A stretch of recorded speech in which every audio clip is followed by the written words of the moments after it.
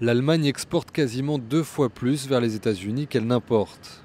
Elle est donc au sein de l'Union européenne la première cible de la chasse au déficit commercial amorcée par Donald Trump. Un déficit américain dont elle est, avec près de 68 milliards d'euros en 2016, le deuxième pays responsable derrière la Chine.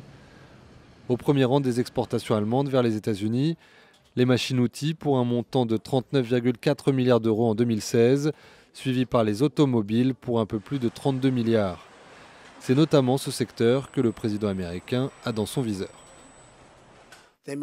Ils rendent presque impossible de faire du commerce avec eux, et pourtant ils envoient aux États-Unis leurs voitures et tout le reste.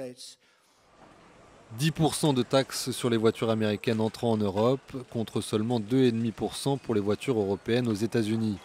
Donald Trump aurait voulu rééquilibrer la donne en forçant Bruxelles à baisser ses taxes, voire en plafonnant les exportations comme il l'a imposé à la Corée du Sud.